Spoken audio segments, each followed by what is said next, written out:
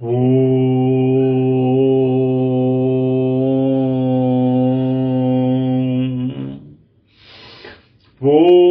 ವಿಷ್ಣುನೋರ್ಕಂ ವೀರ್ಯಾಣಿ ಪ್ರವೋಚಯ್ಯ ಪಾರ್ಥಿವಾನೇ ವಿಮಮೇರಧಾಗುಂ ಜಿಯೋ ಅಸ್ಕಭಾಯದುತ್ತರಗುಂ ಸದಸ್ತಂ ಚಕ್ರಮಾಣೋಸ್ತೇಧೋರುಗಾಯ ವಿಷ್ಣೋರರಾಟಮಸಿ ವಿಷ್ಣೋ ಆಪೃಷ್ಟಮಸಿ ವಿಷ್ಣೋಸ್ತೆ ತ್ರಿಹೇಸ್ತಾ ವಿಷ್ಣೋ ಚೂರಸಿ ವಿಷ್ಣೋ ಧ್ರುವಮಸಿ ವೈಷ್ಣವಸಿ ವಿಷ್ಣುವೇತ್ವ. ಪರಮಾತ್ಮನ ಎಲ್ಲರೂ ನಾವು ಶರಣು ಹೋಗೋಣ. ಹಾಗಾಗಿ ವಿಷ್ಣು ವೀರ್ಯ ವಿಷ್ಣುನೂರ್ಕಂ ಸುಖವರ್ಷಕನಾದ ಆ ಪರಮಾತ್ಮನ ವೀರ್ಯಾಣಿ ಬಲಾಬಲಗಳನ್ನು ಪ್ರವೋಚಯ್ಯ ನಾನು ಹೇಳಲು ಇಷ್ಟಪಡುತ್ತೇನೆ. ಪಾರ್ಥಿವಾನಿ ವಿಮಮೇ ರಜಾಗುಂಸಿ ಈ ಪೃಥ್ವಿಯಾದಿ ಬ್ರಹ್ಮಾಂಡವನ್ನು ವಿಮಮೇ ನಾನಾ ರೀತಿಯಾಗಿ ರಚಿಸಿದ್ದಾನೆ. ಯಾವ ಪರಮಾತ್ಮನಿದ್ದಾನೋ ಹತ್ಕಭಾಯದುತ್ತರಗಂ ಮುಂದಿನದೆಲ್ಲದೂ ಕೂಡ ಹಾಗಾಗುತ್ತೆ ಹೀಗಾಗುತ್ತೆ ಅಂತ ನಾವೆಲ್ಲವೂ ಹೇಳ್ತೀವಿ. ಅದೆಲ್ಲ ಸುಳ್ಳಿನ ಕತೆ. ಯಾರ ಮುಂದೆ ಏನಾಗೋದನ್ನು ಯಾರು ಹೇಳಕ್ಕೆ ಬರಲ್ಲ. ಹತ್ಕಭಾಯದುತ್ತರಗಂ ಸದಸ್ತ ಅದನ್ನು ತಡೆ ಹಿಡಿದಿದ್ದಾನೆ ಪರಮಾತ್ಮನು. ಮುಂದಿನ ಏನಾಗುತ್ತೆ ಅನ್ನೋ ತಿಳುವಳಿಕೆ ಯಾರಿಗೂ ಕೂಡ ಇಲ್ಲ. ವಿಚಕ್ರಮಾಣ ನಾನಾ ರೀತಿಯಾಗಿ ರಚಿಸಲ್ಪಟ್ಟಿದೆ ಬ್ರಹ್ಮಾಂಡವು.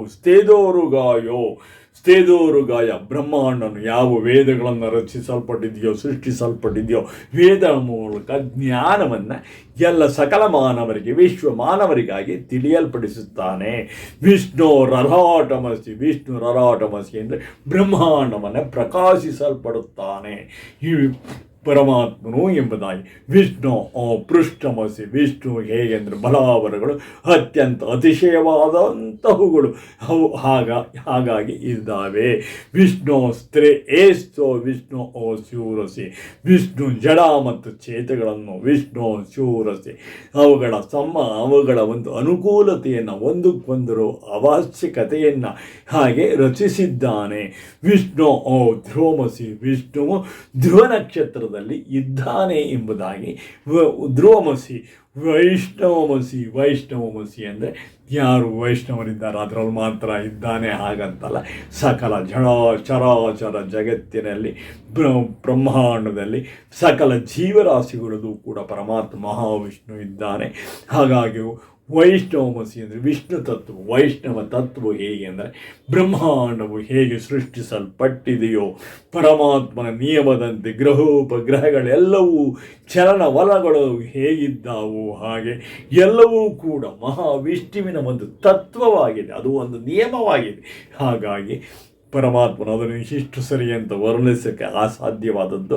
ಹಾಗಾಗಿ ವೈಷ್ಣವಮಸಿ ವಿಷ್ಣುವೇತ್ವ ಅಂತ ಪರಬ್ರಹ್ಮ ಸ್ವರೂಪಿಯಾದ ಮಹಾವಿಷ್ಣುವನ್ನು ನಾವು ಶರಣು ಹೋಗುತ್ತೇವೆ. ಹರಿ ಓಂ ಎಂಬುದಾಗಿ. ತದನಂತರ ಹಿಂದಿನ ಸಂಚಿಕೆಯಲ್ಲಿ ಪರಮಾತ್ಮನ ಪ್ರಾಣ ಅಪಾನದ ಬಗ್ಗೆ ಏನೇನು ಹೇಳಲ್ಪಟ್ಟಿದೆ ಸೃಷ್ಟಿಸಲ್ಪಟ್ಟಿದೆ ಯಾವುದಕ್ಕೆ ಏನೇನು ಅಂತ ಹೇಳಲ್ಪಟ್ಟಿದೆ ಅಂತ ತಿಳಿದುಕೊಂಡು ಇಂದಿನ ಸಂಚಿಕೆಯಲ್ಲಿ ವ್ಯಾನದಿಂದ ಯಾವ್ಯಾವುದನ್ನು ಹೇಗೆ ಹೇಳಲ್ಪಟ್ಟಿದೆ ಹೇಗೆ ಸೃಷ್ಟಿಸಲ್ಪಟ್ಟಿದೆ ಯಾವ ಕಾರಣದಿಂದ ಎಂಬುದನ್ನು ತಿಳಿಯೋಣ. ಹರಿ ಓಂ.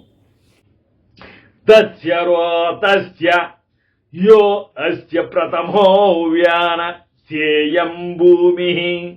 ಯಾವುದು ಪರಮಾತ್ಮನ ವ್ರಾಧ್ಯನ ಅಸ್ಯ ಪ್ರಥಮ ಮೊದಲನೆಯ ವ್ಯಾನವಾಗಿದೆಯೋ ಸ ಇಯಂ ಭೂಮಿ ಅದು ಈ ಭೂಮಿಯಾಗಿದೆ ಎಂಬುದಾಗಿ. ತದನಂತರ ತಸ್ಯ ಯೋ ಅಸ್ಯ ದ್ವಿತೀಯ ವ್ಯಾನಸ್ತದಂತರಿಕ್ಷಂ.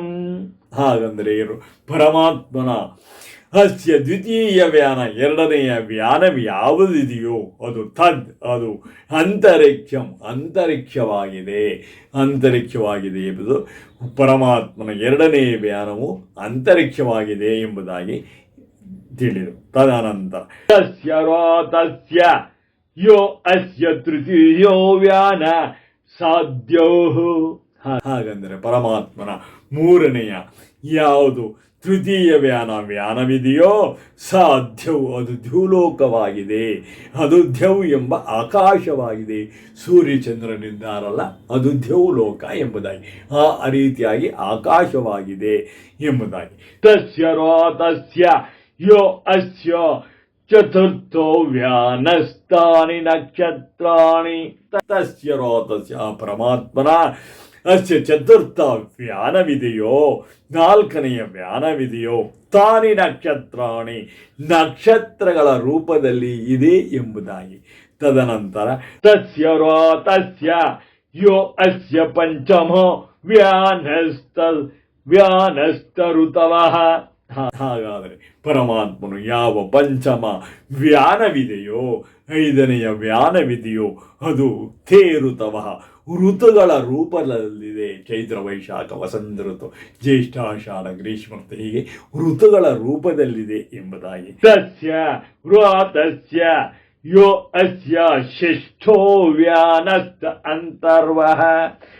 ಹಾಗಂದರೆ ಆರನೆಯ ಪರಮಾತ್ಮನ ಆರನೆಯ ಯಾವ ಷಷ್ಠ ವ್ಯಾನವಿದೆಯೋ ತೇ ಅಂತರ್ವಹ ಅದು ಋತು ಸಂಬಂಧಿ ನಾನಾ ಪದಾರ್ಥಗಳ ರೂಪದಲ್ಲಿ, ಋತುಗಳಲ್ಲಿ ಏನೇನು ಪರಿವರ್ತನೆ ಆಗುತ್ತೆ, ಹೇಗೆ ಆಗುತ್ತೆ ಅದು ನಾನಾ ರೂಪಗಳ ಪದಾರ್ಥಗಳ ರೂಪದಲ್ಲಿ ಆರನೇ ಪ್ರಾಣವು ಇದೆ ಎಂಬುದಾಗಿ, ವ್ಯಾನವು ಇದೆ ಎಂಬುದಾಗಿ ಹೇಳಲ್ಪಟ್ಟಿದೆ. ಯೋ ಅಸ್ಯ ಸತಮೋ ವ್ಯಾನ ಸಂವತ್ಸರ. ಹಾಗಂದರೆ ಪರಮಾತ್ಮನ ತಸ್ಯ ರೋತಸ್ಯ ಪರಮಾತ್ಮನ ಯಾವುದು ವ್ಯಾನವಿದೆಯೋ, ಪರಮಾತ್ಮನ ಯಾವುದು ಸಪ್ತಮ ವ್ಯಾನವಿದೆಯೋ, ಅದು ಏಳನೆಯ ವ್ಯಾನವಿದೆಯೋ ಅದು ಸಂವತ್ಸರವಾಗಿದೆ ಎಂಬುದಾಗಿ ಈ ಮಂತ್ರದ ಅರ್ಥ.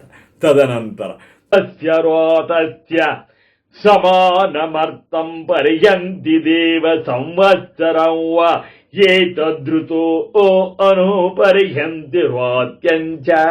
ಹಾಗಂದರೆ ಸಂವತ್ಸರಂ ವಾ ಅನುಪರ್ಯಂತಿ ಋತವಃ ಋತುಗಳು ಸಂವತ್ಸರಗಳನ್ನು ಅನುಸರಿಸಿ ಸಾಗುವ ಹಾಗೆ. ಋತುಗಳು ಹೇಗೆ ಅಂದರೆ ಸಂವತ್ಸರಗಳನ್ನು ಅನುಸರಿಸಿ ನಡೆಯುತ್ತವೆ ಎಂಬುದಾಗಿ.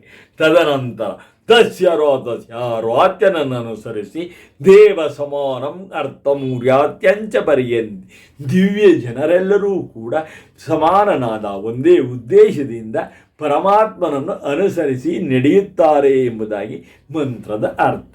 ತದನಂತರ ತಸ್ಯ ರೋತಸ್ಯ ಯಥಾದಿತ್ಯಮಭಿ ಸಂವಿಶಂತ್ಯಾಮವಾಸ್ಯಾಂ ಚೈವ ತತ್ಪೌರ್ಣಮಾಸೀಂ ಚ. ಯಾವ ರೀತಿ ಸಾಧಕರು ನಾವು ಆ ಸಾಧನೆ ಮಾಡ್ತೀವಿ, ಹೀಗೆ ಸಾಧನೆ ಮಾಡ್ತೀವಿ ಅಂತ ಎಲ್ಲ ಇರ್ತಾರಲ್ಲ, ಆ ಸಾಧಕರೆಲ್ಲ ಹೇಗೆ ಮಾಡ್ತಾರೆ ಅಂದರೆ ಆದಿತ್ಯನನ್ನು ಆರಾಧಿಸುತ್ತಾರೆ. ಮತ್ತು ಅಮಾವಾಸ್ಯಾಂ ಪೌರ್ಣಮಾಸೀಂ ಚ ಅಮಾವಾಸ್ಯೆ ಮತ್ತು ಪೌರ್ಣಮಾಸಿಗಳಲ್ಲಿ ಸಾಧಕರು ಹೆಚ್ಚಾಗಿ ಪರಮಾತ್ಮನನ್ನು ಆದಿತ್ಯನನ್ನು ಉಪಾಸನೆ ಮಾಡುತ್ತಾರೆ. ವಿಶೇಷವಾಗಿ ಉಪಾಸನೆ ಅವು ಸಂಧಿಸುವ ಕಾಲ ಯಾವುದು, ಸೂರ್ಯಚಂದ್ರಾದಿಗಳು ಸಂಧಿಸುವ ಕಾಲವಾಗಿರುವುದರಿಂದ ಅದೇ ಪ್ರಕಾರ ತತ್ವ್ರಾತಸ್ಯ ಆ ಪರಮಾತ್ಮನ ಅವಿವಿಶಂತಿ ಉಪಾಸನೆ ಮಾಡುತ್ತಾರೆ. ಭಗವಂತನೂ ಕೂಡ ಉಪಾಸನೆ ಮಾಡುತ್ತಾರೆ. ಅಮಾವಾಸ್ಯೆಯಾಗಿ ಪೌರ್ಣಮಿಗಳಲ್ಲಿ ತಮ್ಮ ಇಷ್ಟ ದೇವತೆಗಳನ್ನು ಯಾರು ಇಷ್ಟಪಡ್ತಾರೋ ಅವರವ್ರ ದೇವತೆಗಳನ್ನು ಅವರು ಆರಾಧಿಸುತ್ತಾರೆ ಎಂಬುದಾಗಿ. ತಸ್ಯ ರೋತಸ್ಯ ಏಕ ತದೇಶ ಮಹಾಮೃತತ್ವಭೀತ್ಯಾಹುತಿರೇವ. ಹಾಗೆ ಅಮಾವಾಸ್ಯೆಗಳಲ್ಲಿ ಏನು ಆರಾಧನೆ ಮಾಡ್ತಾರೋ ತಸ್ಯ ರೋತಸ್ಯ ಪರಮಾತ್ಮನು ತದ್ಯೇಷಾಂ ಏಕಾಂ ಅಮೃತತ್ವಂ ಈ ಎಲ್ಲ ದೇವತೆಗಳ ಅಮೃತವಾದ ಆಶ್ರಯವಿದೆ. ಪರಮಾತ್ಮನನ್ನು ಎಲ್ಲ ಯಾವ ದೇವತೆಗಳಿದ್ದಾರೋ ಎಲ್ಲರೂ ಏನಿದ್ದಾರೋ ಎಲ್ರಿಗೂ ಕೂಡ ಅಮೃತವಾದ ಪರಮಾತ್ಮನ ಆಶ್ರಯವಿದೆ ಇತಿ ಎಂದು ಆಹುತಿ ಈ ರೀತಿಯಲ್ಲಿ ಸಮರ್ಪಣೆ ಮಾಡುತ್ತಾರೆ. ಪರಮಾತ್ಮನಿಗೆ ಎಲ್ಲರೂ ಕೂಡ ಹೋಮ ಹವನಾದಿಗಳನ್ನು ಮಾಡಿ ಸಮರ್ಪಣೆ ಲಾಸ್ಟ್ನಲ್ಲಿ ಎಲ್ಲರೂ ಕೂಡ ನೀವೆಲ್ರಿಗೂ ಕೊಡ್ಬೋದು, ನಾವು ಪೂರ್ಣಾವತಿಯನ್ನು ಕೊಡ್ತೀವಿ ಎಂದು ಹೇಳಿ ಪೂರ್ಣಾವತಿಯನ್ನು ಕೊಡ್ತಾರೆ. ಅದು ಪರಮಾತ್ಮನಿಗೆ ಸಮರ್ಪಿಸುವಂಥದ್ದಾಗಿರುತ್ತೆ. ಎಲ್ಲರೂ ಅವರವರ ಇಷ್ಟ ದೇವತೆಗಳಿಗೆ, ನಮ್ಮಲ್ಲಿ ವೈಷ್ಣವರಾದರೆ ಹಾಗೆ ಇವರು ಹಾಗೆ ಹೇಗೆ ಅಂತಿರಲ್ಲ, ಅವರವ್ರ ಇಷ್ಟ ದೇವತೆಗಳಿಗೆ ನಮ್ಮಲ್ಲಿ ನಾವೀಗ ಏನು ಮಾಡ್ತೀವಿ ಅಂದರೆ ಸರ್ವಂ ವೈ ವಿಷ್ಣುರಾರ್ಪಣಮಸ್ತು, ಸರ್ವಂ ವೈ ವಿಷ್ಣುರಾರ್ಪಣಮಸ್ತು, ಸರ್ವಂ ವೈ ವಿಷ್ಣುರಾರ್ಪಣಮಸ್ತು ಎಂಬುದಾಗಿ ಮೂರು ಸಾರಿ ಹೇಳಿ ಆಹುತಿಯನ್ನು ಕೊಡ್ತೇವೆ, ಪೂರ್ಣಾವತಿಯನ್ನು ಕೊಡ್ತೇವೆ. ಹಾಗಾಗಿ ಎಲ್ಲರೂ ಕೂಡ ಅವರವರ ಇಷ್ಟ ದೇವತೆಗಳಿಗೆ ಈ ರೀತಿಯಾಗಿ ಪರಮಾತ್ಮನಿಗೆ ಆಹುತಿಯನ್ನು ಅರ್ಪಿಸುತ್ತಾರೆ ಎಂಬುದಾಗಿ ಹೇಳಲ್ಪಡುತ್ತೆ. ಹಾಗಾಗಿ ಇಂದಿನ ಈ ಇಂದಿನ ಸಂಚಿಕೆಯನ್ನು ಮುಗಿಸ್ತಾ ಇದ್ದೇನೆ. ಮುಂದಿನ ಸಂಚಿಕೆಯಲ್ಲಿ ಪರಮಾತ್ಮನು ಯಾರು, ಹೇಗೆ ಉತ್ಪನ್ನನಾದನು, ಹೇಗೆ ಅವನ ಶಕ್ತಿ ಎಂಥದ್ದು, ಹೇಗೆ ಬ್ರಹ್ಮಾಂಡವನ್ನು ನಿರ್ಮಿಸಿದ್ದಾನೆ, ಹಾಗೂ ಹೇಗೆ ಅವನು ಎಲ್ಲ ದಿಕ್ಕುಗಳಲ್ಲಿ ಚಲನವಲನಗಳನ್ನು ಹೇಗೆ ಮಾಡ್ತಾನೆ, ಹಾಗೂ ಅವನ ಮಾತಾಪಿತೃಗಳು ಎಂಬುದಾಗಿ ಇರಬಾರ್ದು. ಮಾತಾಪಿತೃಗಳಂತ ತಂದೆ ತಾಯಿಗಳಿಲ್ಲ, ಅದಕ್ಕೆ ಕಾಲಭೂತ ಭವಿಷ್ಯತ್ ಕಾಲಗಳೇ ಅವನಿಗೆ ಮಾತಾಪಿತೃಗಳಾಗಿರ್ತಾರೆ. ಹಾಗಾಗಿ ಅದನ್ನೆಲ್ಲವೂ ತಿಳಿಯಪಡಿಸುತ್ತಾರೆ. ಆ ಪರಮಾತ್ಮನೇ ಏಕಮೇವ ಅದ್ವಿತೀಯನಾಗಿದ್ದಾನೆ ಎಂಬುದಾಗಿ ಹೇಳ್ತಾ ಇಂದಿನ ಸಂಚಿಕೆಯನ್ನು ಮುಗಿಸುತ್ತೇನೆ. ನಿಮ್ಮೆಲ್ಲರಿಗೂ ನನ್ನ ನಮನಗಳು.